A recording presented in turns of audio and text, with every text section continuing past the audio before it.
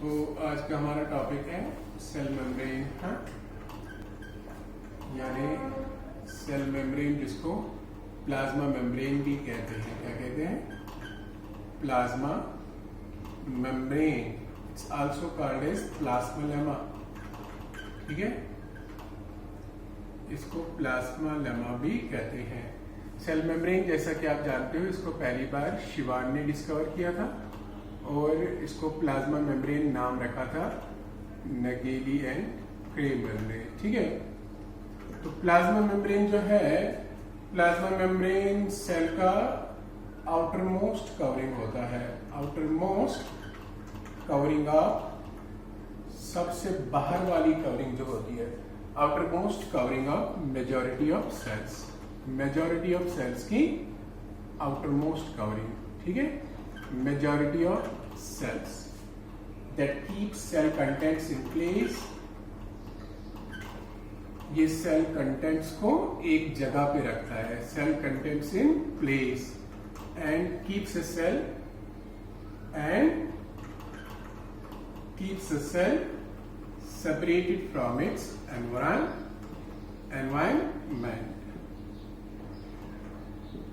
ठीक है, असल में प्लाज्मा मेम्ब्रेन जो होता है ये मेंटेन करता है शेप एक सेल की। ठीक है, maintains shape of a cell. ठीक है, तो प्लाज्मा मेम्ब्रेन जो है इसको हम कंसीडर करते हैं outer most covering of majority of cells except fungal cells and plant cells. वहां पर क्या होती है, वहां पर एक एडिशनल कवरिंग होती है जिसको हम सेल वॉल कहते हैं। ठीक है, ये सेल कंटेंट्स को एक जगह पे रखता है। प्लाज्मा मेम्ब्रेन नहीं होगा तो सेल कंटेंट्स, तो cell without plasma membrane has no existence. ठीक है, प्लाज्मा मेम्ब्रेन के बगैर सेल जो है वो एग्जिस्ट नहीं हो पाएगी। एक प्लाज्मा मेम्ब्रेन जो होता है वो सेल के सभी कंटेंट्स को एक जगह पे रखता है, और प्लाज्मा मेम्ब्रेन जो होता है इसको हम selectively permeable and semi permeable membrane कहते हैं। ठीक है, selectively permeable and semi permeable membrane कहते हैं। Selectively permeable and semi permeable membrane कहते हैं इसको, क्योंकि ये सिलेक्ट करता है, it selects the entry and exit of, selects the allows the movement of, ये अलाउ करता है मूवमेंट किनका, मूवमेंट ऑफ सिलेक्टेड मॉलिक्यूल्स, चाहे वो सॉल्वेंट मॉलिक्यूल्स हो चाहे वो सॉल्यूट मॉलिक्यूल्स हो। सिलेक्टेड मॉलिक्यूल्स अक्रॉस इट, सभी को नहीं जाने देता है, सिर्फ सिलेक्टेड मॉलिक्यूल्स को जाने देता है। इसीलिए इसको सिलेक्टिवली परमिएबल मेम्ब्रेन कहा जाता है या सेमी परमिएबल मेम्ब्रेन कहा जाता है। ठीक है, तो सिलेक्टेड मॉलिक्यूल्स को ये जो है अपने अंदर से आने जाने देता है। ठीक है, चाहे वो सॉल्यूट मॉलिक्यूल्स हो या सॉल्वेंट मॉलिक्यूल्स हो, सिलेक्टेड मॉलिक्यूल्स को। ठीक है, तो ये जो प्लाज्मा मेम्ब्रेन है, ये प्लाज्मा मेम्ब्रेन अगर नहीं होता तो सेल का वजूद भी नहीं होगा। A cell without plasma membrane can not exist, वो एग्जिस्ट नहीं कर सकती है। ठीक है, तो प्लाज्मा मेम्ब्रेन जो होता है ये एक इलास्टिक कवरिंग होती है। Elastic, it's a living covering, ये एक लिविंग कवरिंग होती है, इलास्टिक कवरिंग होती है। And it is ultra thin, ये एक अल्ट्रा थिन कवरिंग होती है सेल की। ठीक है, अल्ट्रा थिन कवरिंग। तो ये प्लाज्मा मेम्ब्रेन जो होता है ये किसका बना होता है, ये बना होता है made up of phospholipids and proteins. ठीक है, फॉस्फोलिपिड्स एंड प्रोटीन्स, ये बना होता है फॉस्फोलिपिड्स का और प्रोटीन्स का। ठीक है, तो फॉस्फोलिपिड्स का, प्रोटीन्स का बना होता है। लिपिड्स के अंदर इसमें फॉस्फोग्लाइसराइड्स जो होते हैं वो प्रेजेंट होते हैं। ठीक है, तो ये जो लिपिड लेयर होती है, फॉस्फोलिपिड जो होते हैं वो बाई लेयर में होते हैं। क्या होते हैं? बाई लेयर में।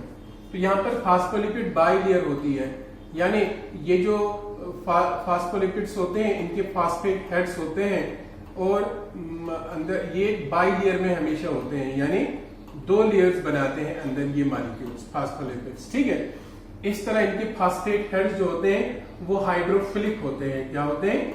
हाइड्रोफिलिक, यानी वाटर अट्रैक्टिंग होते हैं। और ये होते हैं इनके टेल्स, लिपिड टेल्स। ये टेल्स जो होते हैं ये हाइड्रोफोबिक होते हैं। क्या होते हैं? हाइड्रोफोबिक होते हैं।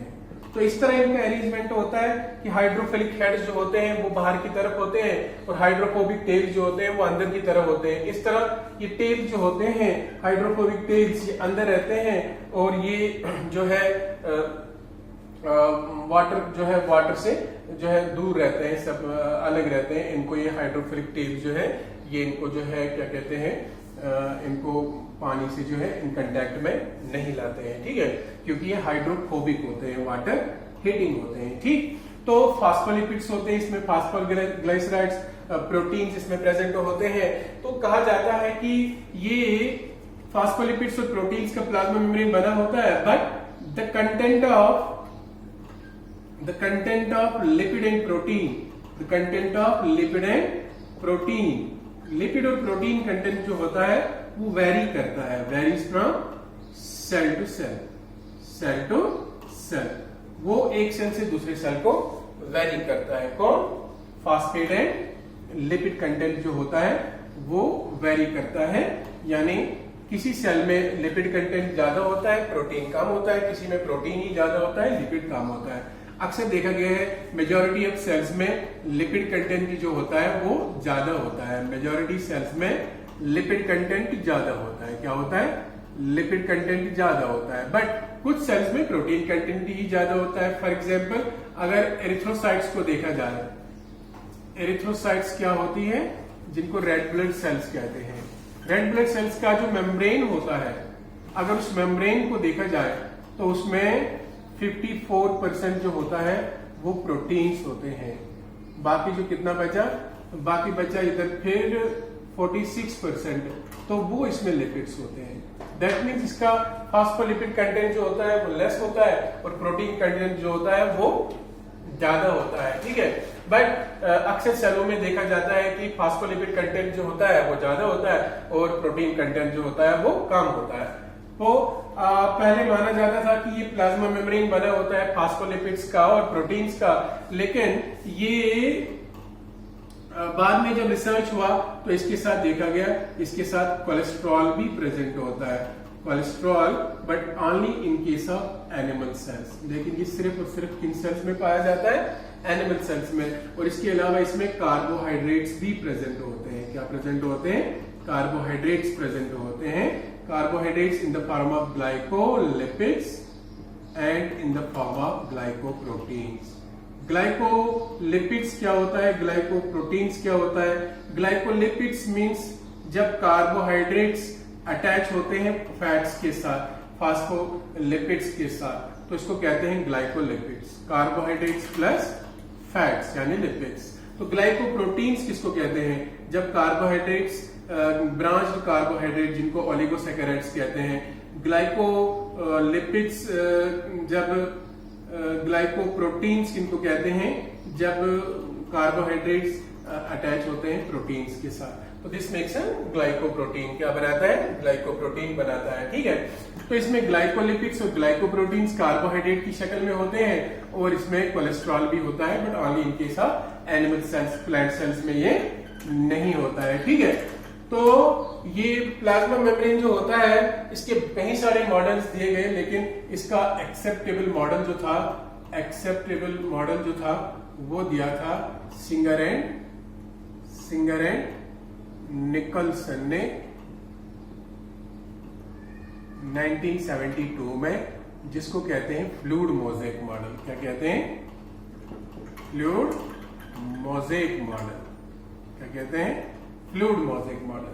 फ्लूइड मोज़ेक मॉडल क्या होता है? इससे पहले जो बायोलॉजिस्ट्स आए थे जैसे डेरिली डेविसन, वर्टन, तो उन्होंने क्या कहा था? उन्होंने कहा था कि ये जो फास्फोलिपिड्स होते हैं ये अंदर से होते हैं और ये प्रोटीन जो होते हैं यानी यूनिफॉर्म, इसमें दिखाया था इन्होंने, यूनिफॉर्म डिस्ट्रीब्यूशन होता है प्रोटीन्स का और लिपिड्स का बाकियों में, ठीक है। यानी प्रोटीन जो होते हैं वो बाहर से प्रेजेंट होते हैं और फास्फोलिपिड जो होते हैं वो अंदर से होते हैं। लेकिन according to fluid mosaic model जो है ये सिंगर एंड निकलसन ने दिया था, ये सबसे एक्सेप्टेबल मॉडल है किसका? प्लाज्मा मेम्ब्रेन का। ये कहता है कि ये प्लाज्मा मेम्ब्रेन जो होता है ये लिपिड्स एंड प्रोटीन्स इसमें यूनिफॉर्मली यूनिफॉर्मली आकर नहीं होते हैं, नॉट आकर uniformly but as a mosaic, but as mosaic. Mosaic means बिखरे हुए, अंडरस्टैंड। ये यहां पर कहता है कि इसमें प्रोटीन्स जो है वो दो किस्म के होते हैं। क्या होते हैं? दो किस्म के। एक होते हैं इंटेग्रल प्रोटीन्स, है। इंटेग्रल प्रोटीन्स का मतलब होता है इंटरनल प्रोटीन्स, और दूसरे होते हैं इसमें intrinsic proteins, sorry, intrinsic proteins and extrinsic proteins. बाहर वाले जो प्रोटीन्स प्रेजेंट होते हैं उनको कहते हैं एक्सट्रिंसिक प्रोटीन्स। तो फ्लूइड मोज़ेक मॉडल कहता है कि प्लाज्मा मेम्ब्रेन में जो लिपिड्स और प्रोटीन्स होते हैं वो यूनिफॉर्मली आकर नहीं होते हैं, ये एक मोज़ेक जैसे एक स्ट्रक्चर बनाते हैं, बिखरे हुए होते हैं। प्रोटीन्स अंदर भी होते हैं, बाहर भी होते हैं, लेकिन फास्फोलिपिड्स हमेशा अंदर की तरफ ही होती है। तो प्रोटीन्स इसमें दो किस्म के होते हैं, इंट्रिंसिक प्रोटीन्स और एक्सट्रिंसिक प्रोटीन्स। इंट्रिंसिक प्रोटीन जो होते हैं वो इस तरह जुड़े होते हैं कि उनको इससे एक्सट्रैक्ट किया नहीं जा सकता है, और एक्सट्रिंसिक प्रोटीन जो होते हैं ये बाहर से होते हैं, तो इनको एक्सट्रैक्ट करना बिल्कुल इजी होता है, ठीक है। मोरओवर ये कहा जाता है कि ये प्लाज्मा मेम्ब्रेन जो है इसमें फ्लूइडिटी है, ये ठोस कवरिंग नहीं है, इट्स अ फ्लूइड कवरिंग, जैसे एक फ्लूइड लेयर जैसी होती है, अंडरस्टैंड। इसमें फ्लूइडिटी होती है, यानी जो प्रोटीन्स होते हैं, ये लिपिड्स का जो इसमें आकार होता है, इनके बीच में प्रोटीन्स मूव करते रहते हैं। तो इस तरह this gives the fluid nature, that's why it's called as fluid mosaic model, ठीक है। यानी इसकी फ्लूइडिटी होती है, इसमें मॉलिक्यूल जो है वो आपस में मूवमेंट करते रहते हैं, एक दूसरे के अंदर चलते रहते हैं, ठीक है। तो इसमें फ्लूइडिटी होती है, अंडरस्टैंड। ये मोज़ेक होता है, तो इन्होंने एक टर्म में कहा था इनको कि इसमें जो प्रोटीन होता है वो कम होता है, वो लिपिड्स जो होते हैं वो ज्यादा होते हैं। तो इन्होंने कहा था दीज आर प्रोटीन आइसबर्ग्स। इन्होंने प्लाज्मा मेम्ब्रेन को एक सेंटेंस में डिफाइन किया था, protein icebergs in the ocean of lipids, in the ocean of lipids. यानी जिस तरह एक ओशन में आइसबर्ग होता है जो ओशन के जितना नहीं होता है, कम होता है, छोटा होता है, तो उसी तरह प्रोटीन्स इसमें होते हैं एज आइसबर्ग्स, और ओशन होता है लिपिड्स का, अंडरस्टैंड। दैट मीन्स एक प्लाज्मा मेम्ब्रेन के अंदर जो है इसमें फास्फोलिपिड्स जो होते हैं, फास्फोलिपिड्स वो ज्यादा होते हैं, ऑलमोस्ट मोर देन 60% होते हैं, एंड प्रोटीन्स जो होते हैं वो कम होते हैं, वो लेस देन 40% होते हैं। फ्लूइड मोज़ेक मॉडल में इन्होंने कहा कि ये जो है प्लाज्मा मेम्ब्रेन, इसका स्ट्रक्चर मोज़ेक होता है, यूनिफॉर्मली प्रोटीन्स डिस्ट्रीब्यूटेड नहीं होते हैं। इस तरह अंदर जो है फास्फोलिपिड बाइलेयर होती है, और बीच बीच में इसके साथ क्या होते हैं, फ्लूइड मोज़ेक मॉडल आपकी बुक पे दिखाया गया है। एक प्रोटीन ऐसा होता है जिसको कहते हैं इंट्रिंसिक प्रोटीन, इंटेग्रल प्रोटीन। ये वाला प्रोटीन आर पार जो है इस मेम्ब्रेन के होता है, तो इसलिए इसको टनल प्रोटीन कहते हैं। क्या कहते हैं?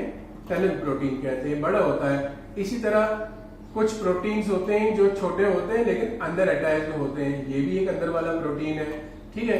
कुछ प्रोटीन्स होते हैं जो बिल्कुल बाहर लिपिड लेयर से जो होते हैं, तो इस तरह ये भी एक प्रोटीन है। ये वाला और ये वाला प्रोटीन मैं कहूंगा ये इंट्रिंसिक प्रोटीन्स होते हैं, अंदर वाले प्रोटीन्स होते हैं, और ये वाला प्रोटीन जो है ये एक्सटर्नल प्रोटीन है, ये बाहर वाला प्रोटीन है, ठीक है। तो इसके अलावा इन्होंने कहा कहीं कहीं जगह पर इसमें कोलेस्ट्रॉल मॉलिक्यूल्स भी प्रेजेंट होते हैं, but in only in case of animal cells. तो इन्होंने कहा इसमें ओलिगोसैकेराइड, सिंपल जो है पॉलीसैकेराइड जो होते हैं वो अटैच होते हैं फास्फोलिपिड्स के साथ भी और प्रोटीन्स के साथ भी। जब फास्फोलिपिड्स के साथ लिपिड्स के साथ अटैच हो तो उन्हें कहते हैं ग्लाइकोलिपिड्स। क्या कहते हैं? ग्लाइकोलिपिड्स। और जब ये अटैच हो प्रोटीन्स के साथ तो ये बनाते हैं ग्लाइकोप्रोटीन्स। क्या बनाते हैं? ग्लाइकोप्रोटीन्स। तो इस तरह इन्होंने कहा कि ये एक ऐसा स्ट्रक्चर होता है जिसमें लिपिड्स, फास्फोलिपिड जो होते हैं वो बाइलेयर होती है अंदर की तरफ, और प्रोटीन्स बाहर से, अंदर से, हर जगह से होते हैं, ठीक है, चाहे बाहर से हो अंदर से। इससे पहले वाले जितने भी मॉडल्स थे वो कहते थे प्रोटीन्स यूनिफॉर्मली होते हैं बाहर से, लेकिन प्रोटीन्स इसमें एज मोज़ेक होते हैं, फास्फोलिपिड्स के अंदर भी, फास्फोलिपिड्स के बाहर भी। तो एक प्लाज्मा मेम्ब्रेन जो है इसका एक स्पेशल प्रॉपर्टी ये है कि इससे मूवमेंट ऑफ सब्सटेंसेस होता है। क्या होता है? Movement of substances. ठीक है। अगर प्लाज्मा मेम्ब्रेन की ये प्रॉपर्टी नहीं होती तो हमारे अंदर जितने भी काम होते हैं एब्जॉर्प्शन के, एक्सक्रीशन के वगैरह, वो नहीं हो पाते। अंडरस्टैंड। मूवमेंट ऑफ सबस्टेंसेस, कुछ जैसे कुछ सबस्टेंस इनमें जो है एक्टिवली ट्रांसपोर्ट होते हैं। एक्टिवली ट्रांसपोर्ट का मतलब होता है इसमें एनर्जी खर्च होती है जो एटीपी से जो है पूरी हो जाती है। इसमें लोग मतलब अगेंस्ट द कंसंट्रेशन ग्रेडियंट जो है चीजें चलती है through plasma membrane.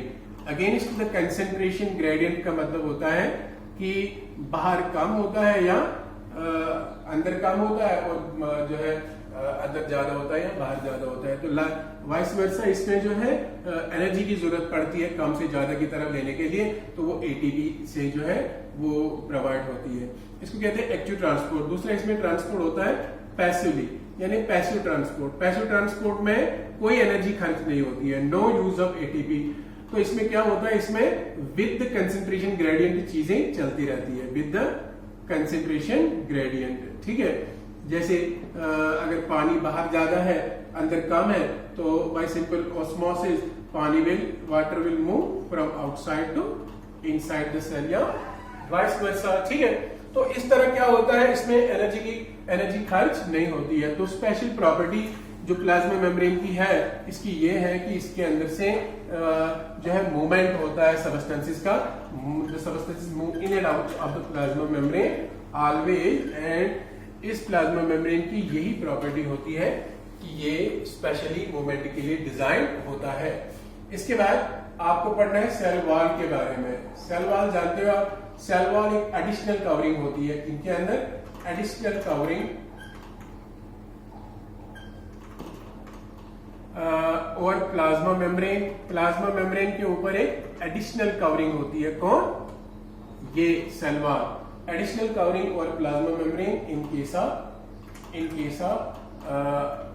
Plant and fungal sales, in case of plant and fungal sales. ठीक है। प्लांट सेल्स और फंगल सेल्स में एक एडिशनल कवरिंग होती है। सेल वॉल जो होता है, cell wall is a dead covering. Understand. ये एक डेड कवरिंग होती है compared to the plasma membrane. It is dead, plasma membrane is living and it is a tough covering। ये tough covering होती है जिसमें elasticity नहीं होती है, it is inelastic। ठीक है। inelastic, tough and dead covering, ये dead covering होती है। ठीक है। जो फंगल सेल्स और प्लांट सेल्स में in addition to जो है क्या कहते हैं इसको, प्लाज्मा मेम्ब्रेन होता है। इसका मेन काम होता है सपोर्ट करने का, ठीक है, एंड शेप मेंटेन करने का। मेंटेन्स शेप ऑफ सेल को ये मेंटेन करता है। Besides this cell wall also protects the cell from infections. ये इंफेक्शन से भी सेल को बचाता है। कौन? Cell wall. तो सेल वॉल जो है ये एक एडिशनल कवरिंग होती है प्लाज्मा मेम्ब्रेन के ऊपर in case of plant and fungal sales. ये एक डेड कवरिंग होती है, ये एक टफ कवरिंग होती है, इनइलास्टिक कवरिंग होती है। ये इसका मेन काम होता है shape of the cell maintain करना, बट इसके अलावा ये प्रोटेक्ट भी करता है सेल को। It protects the cell from infections and from bursting in hypotonic media. Burst होने से, from bursting in hypotonic media. Hypotonic media जानते हो आप, जहां पर सॉल्वेंट कंसेंट्रेशन ज्यादा होती है और सोल्यूट कंसेंट्रेशन कम होती है, उसको बोलते हैं हाइपोटोनिक सॉल्यूशन। हाइपोटोनिक मीडिया उसको कहा जाता है। ठीक है। तो ये सेल वॉल जो होता है, अगर हम बात करेंगे एल्गी की, किसकी करेंगे? एल्गी की। तो एल्गी के अंदर सेल वॉल जो होता है वो किसका बना होता है? एल्गी के अंदर सेल वॉल बना होता है, ये बना होता है सेलुलोज का। इसके अंदर सेलुलोज होता है। सेलुलोज के अलावा इसमें होता है गैलेक्टन्स, मेनेंस है, एंड कैल्शियम पैक्टेट। ठीक है। इसके अलावा इसमें कैल्शियम पैक्टेट भी प्रेजेंट होता है। अगर हम बात करेंगे जो है फंगल सेल्स की, तो फंगल सेल्स के अंदर जो सेल वॉल होता है वो स्पेशल एक पॉलीसेकेराइड का बना होता है जिसको कहते हैं काइटिन। तो काइटिन का ही मेन जो कंपोनेंट होता है सेल वॉल का, वो फंगल सेल्स में काइटिन ही होता है। ठीक है। बट अगर आप बात करोगे प्लांट सेल्स की, तो प्लांट सेल्स का जो सेल वॉल होता है वो बना होता है सेलुलोज से, उसमें हेमीसेलुलोज भी होता है, ये एक किस्म का सेलुलोज ही होता है, हेमीसेलुलोज होता है। इसके अलावा इसमें पेक्टिन होता है, थोड़े से प्रोटीन्स होते हैं और थोड़ा सा इसमें वाटर भी प्रेजेंट होता है, ठीक है। तो ये प्लांट सेल्स की बात हम करेंगे, तो ये इनके अंदर प्रेजेंट होता है, ठीक। तो एल्गल सेल में मैंने बोला cellulose, galactans, mannans, calcium pectate, fungal sales में मैंने बोला काइटिन, और प्लांट सेल्स में मैंने बोला cellulose, hemicellulose, pectin, proteins and water. अब ये सेल वॉल जो होता है, जो यंग सेल्स होती है, अगर हम यंग प्लांट सेल्स की बात करें, ठीक है, यंग प्लांट सेल्स में ये सेल वॉल जो होता है, cell wall is secreted by the cell itself, ठीक है, ये बात याद रखनी चाहिए। सेल वॉल जो होता है, cell wall is secreted by cell itself, ये सेल खुद बनाता है ये सेल वॉल, ठीक है। तो it is this cell wall, ये जो सेल वॉल होता है, जब ये यंग प्लांट सेल्स में थिन होता है, यानी ये थिन होता है, उसमें एक ही वॉल लेयर होता है। क्या होता है? यंग प्लांट सेल्स में सेल वॉल जो होता है थिन होता है और एक ही लेयर होती है वॉल मटेरियल की, one layer of wall material इसमें प्रेजेंट होती है, ठीक है। इसलिए वहां पर यंग प्लांट सेल्स में इसको कहा जाता है प्राइमरी सेल वॉल। क्या कहा जाता है? प्राइमरी सेल वॉल, ठीक है। जो सेकेंडरी जो परमानेंट सेल्स होती है, जो पौधों के अंदर, प्लांट्स के अंदर परमानेंट सेल्स होती है, जैसे स्क्लेरेंकाइमा है, या जो डेड सेल्स होती है, क्या होती है? डेड सेल्स होती है, डेड सेल्स होती है, ठीक है। जैसे सेकेंडरी जाइलम, सेकेंडरी फ्लोएम, कॉक कैम्बियम, जैसे बाक होता है, तो ये सब के अंदर जो है और वॉल मटेरियल ऐड हो जाता है। जब और वॉल मटेरियल ऐड हो जाए inner to primary cell wall, then the cell wall is called secondary cell wall. इसको क्या कहा जाता है? Secondary cell wall. जैसे स्क्लेरेंकाइमा में पाया जाता है, ठीक है, स्क्लेरेंकाइमा सेल्स में पाया जाता है। कौन? Secondary cell wall. Secondary cell wall में क्या होता है? एडिशनल वॉल लेयर जो होता है, additional wall layer added inner to the primary cell wall, wall layer added inner to primary cell wall।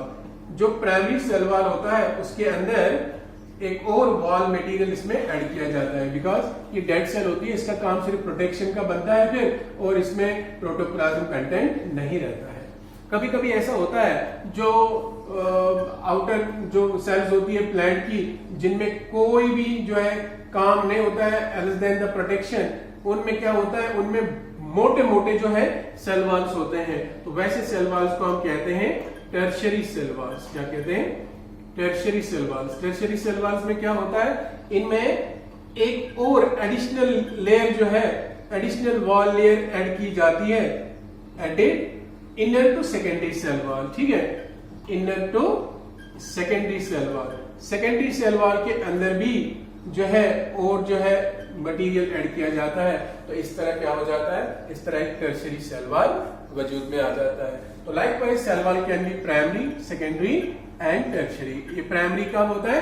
जब इसमें थिन लेयर होगी, एक ही लेयर ऑफ मटेरियल होगी, तो उसको प्राइमरी बोलेंगे। जब दो लेयर्स होंगे तो सेकेंडरी, जब तीन मोटे मोटे लेयर्स होंगे तब उसको हम टर्शियरी सेल वॉल कहेंगे, ठीक है।